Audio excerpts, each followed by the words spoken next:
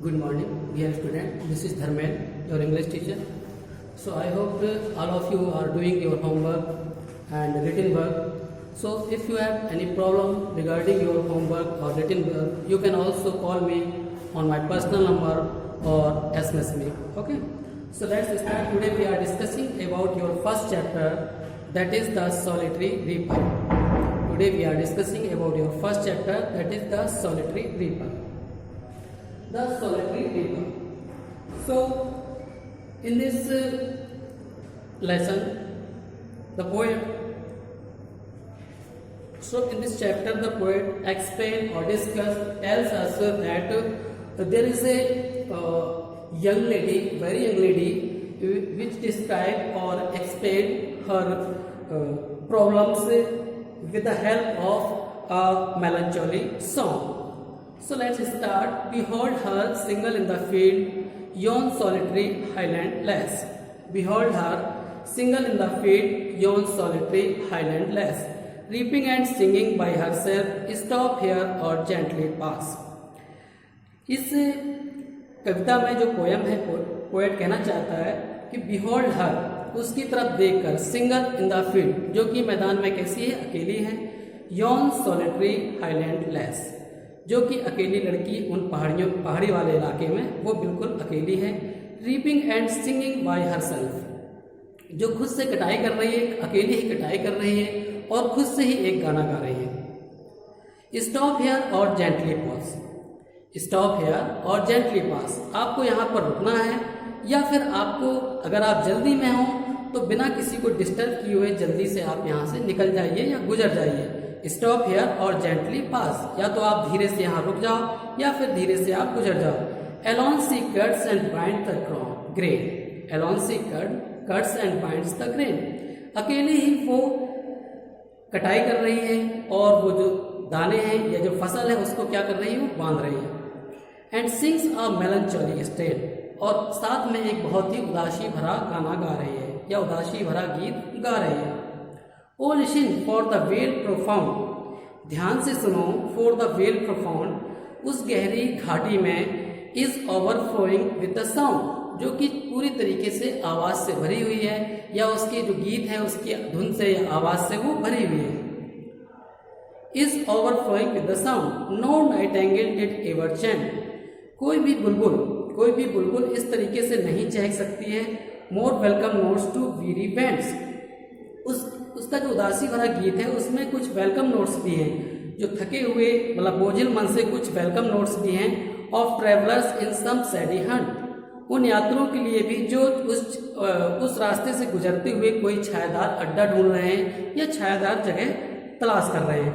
Among Arabian Sands, कहाँ पर, Arabian sand, अरब का जो वहाँ पर छिछला हुआ क्षेत्र है जहाँ पर काफ़ी सारी गर्मी रहती है, वहाँ पर वो कुछ ऐसे मतलब यात्री जो वहाँ पर छायादार जगह ढूंढ रहे हैं उनके लिए भी वो वेलकम नोट्स गीत गा रही है।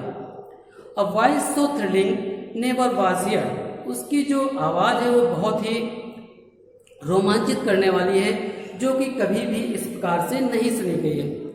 इन spring time from the Kuku word, इस बसंत ऋतु में जब कुकू वर्ड का समय आता है, कोयल का जब समय आता है, breaking the silence of the sea, जैसे कि उसकी आवाज़ जो है वो किसका साइलेंस तोड़ती है, समुद्र का भी साइलेंस, खामोशी को तोड़ देती है। एमंग द फार्देस्ट हैविट्स, मतलब उसी तरीके से उस बच्ची का जो गीत है वो भी इस तरीके से है जैसे एक कुकू बर्ड, जो कोयल बर्ड होती है, चिड़िया होती है, बसंत ऋतु में गाती है तो बहुत ही मीठी आवाज़ होती है। सेम उसका भी जो आवाज़ है बहुत मीठी है, जो कि एक समुद्र की जो साइलेंस है, शांति है, उसको भी भंग कर रही है। एमंग द फार्थेस्ट हैविट्स, मतलब जो फार्थेस्ट, जो दूर दूर पर जो स्कॉटलैंड के छोटे छोटे द्वीप हैं उनके बीच में उसकी आवाज़ चारों तरफ गूंज रही है।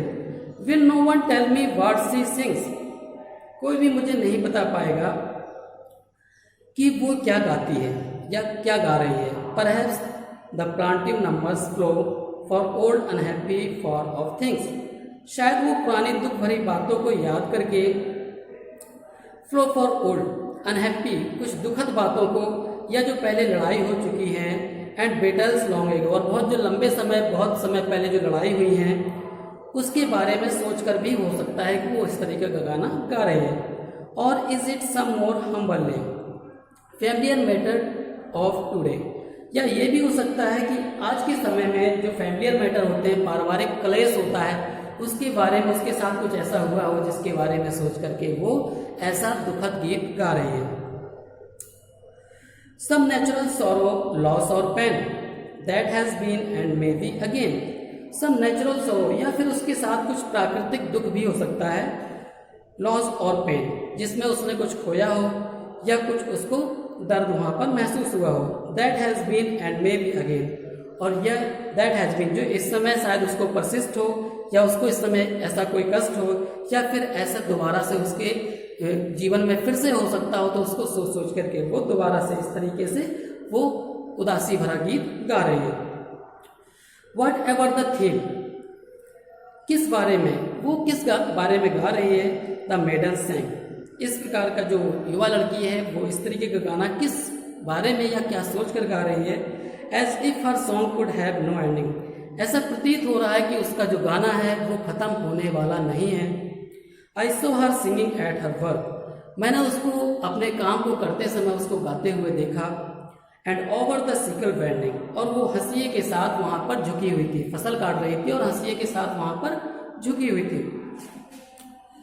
I listen motionless and still, मैंने उसको सुना मोशनलेस, बिना कोई मूवमेंट किए या बिना कोई गति किए, एंड स्टिल, और सुनता रहा। And as I mounted up the hill, और उसके बाद मैं जैसे ही पहाड़ी की तरफ चढ़ा, पहाड़ी के ऊपर चढ़ा, the music in my heart I वोर, जो उसका संगीत था या जो उसका गीत था वो मेरे हृदय में अंदर तक समा चुका था या अंदर तक पहुंच चुका था। Sorry, the music in my heart I वोर, जो उसका संगीत था, जो उदासी भरा जो गीत था वो मेरे दिल में समा चुका था। Long after it was heard no more, मुझे ऐसा प्रतीत हो रहा था कि इस प्रकार की आवाज़ या इस प्रकार का गीत मैं लंबे समय तक नहीं सुन पाऊंगा। So William Wordsworth is a writer or poet in this poem. So your poem is complete now. So tomorrow your class will be start at the same time. So have a good day. Stay home and stay safe. Thank you.